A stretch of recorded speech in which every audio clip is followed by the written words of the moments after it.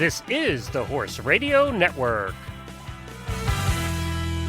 This is episode 37 of Horse Tip Daily, a different horse tip, a different equine topic, a different equestrian expert every day. Horse Tip Daily brings the world of equine knowledge to you one day at a time. Enjoy today's tip.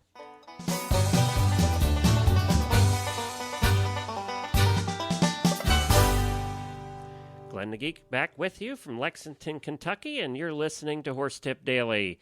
We are back with Heather Blitz today with a tip from the latest dressage radio show. We share Heather's training tip with you every week because they just are really good.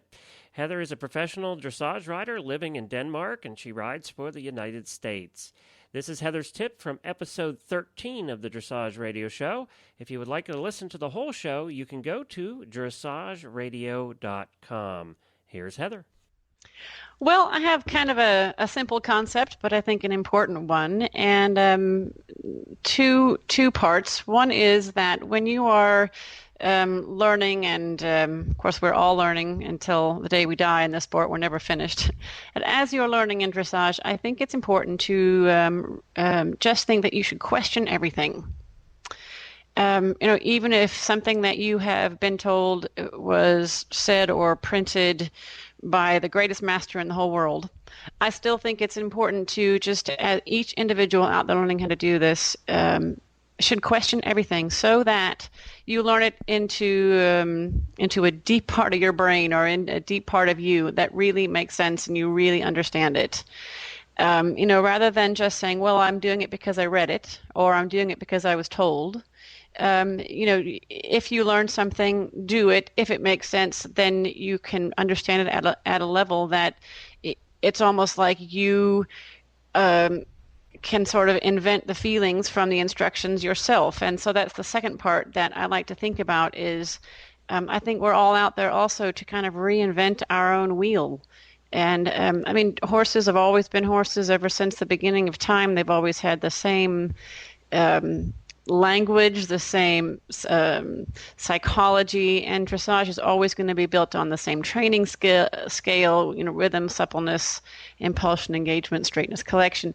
That's always going to be the same, and you can read those things and you can try to do them, but I think you still have to, by questioning everything that you read or learn or try, get to the point where you can kind of reinvent that yourself. As if no one ever told you about the training scale, you can come to the point where by learning and experiencing and questioning things and learning from how your horse is responding to you and how that you communicate back and forth, that you kind of end up, in a sense, inventing it yourself again. And you can say, wow, well, that's what the people before me have said, or that's what this master in history have said.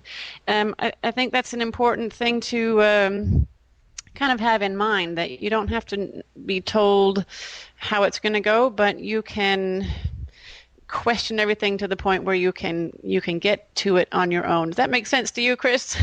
Yeah, it does, and it's interesting. I mean, like yourself, I've been around the world and I've listened to different people, different cultures, different trainers, different disciplines, and everyone has an opinion and style, and forebearers and the masters of classical dressage and so on over the years. But I think the key, as you say, is to question all the things that you learn and pick from them. It's kind of picking the cherries, isn't it? And what works for you and what doesn't work for you. And while it might have been a standard protocol or procedure back in the day, with that system, there may be just something you can pick from it. But you have to, as you say, challenge your own thought process and how you interpret that to work for you and that particular horse. Well, I think that's right. And I also see one of the problems I see with people who maybe don't think so much that way is they might pick a rider who tends to win a lot, a popular professional in their area or in the world, and they might emulate things that rider does without really understanding why. Or the how underneath it, or have had the same foundation as that rider has up to that point, things like that, and they can end up sort of imitating things that they're not really sure why or how, but they do it because maybe a certain person is out there winning a lot and that's what they see them do. So I think even if you do see it performed at whatever it is that you're looking at, how a horse is balance to how a horse's frame is or how the rider sits on the horse. If you think that you like it, you can try it, but just question things until you know the why and the how behind it. Well, thank you to Heather and Chris for that tip this week. You can hear the whole episode with Heather and her co-host Chris Stafford at thedressageradio.com, episode 13. Well, I have another Geek's Pick for you today.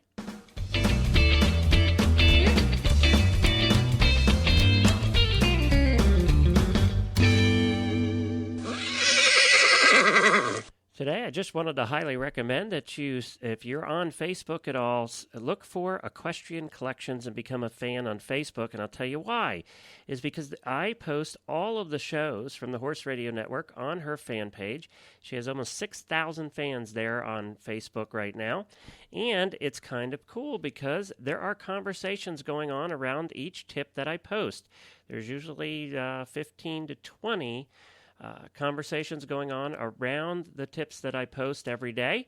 So you can get into that conversation as well. If you want to talk about something that you hear here on Horse Tip Daily, that's a great place to do it. Just go to your Facebook account, search for Equestrian Collections up in the upper right-hand corner, and subscribe to their fan page, and you'll see the tips listed on there, and you can chat with other people about them. So I highly recommend you do that. And they also have some other great conversations going on over there. It's always an active fan page. It's one of the most active, actually, in the horse world. So check out Equestrian Collections on Facebook.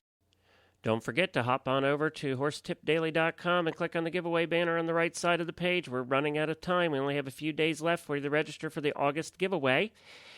You can win a KBC Triple Stitch leather halter with a custom nameplate. Very nice halters from KBC at kbchorse.supplies.com. And from Kentucky Performance Products, a supply of joint armor at kppusa.com. And also 2 $50 gift certificates from Equestrian Collections. Equestrian Collections can be found at equestriancollections.com. You can use those gift certificates for anything you want on the website. So go to Horse Tip Daily and click on that giveaway banner on the right side of the page. Don't forget, do it now because time's running out. You can check out all the great shows on the Horse Radio Network at horseradionetwork.com. Well, I'll be back again tomorrow with another new expert and a different horse tip. Until then, stay safe, everyone.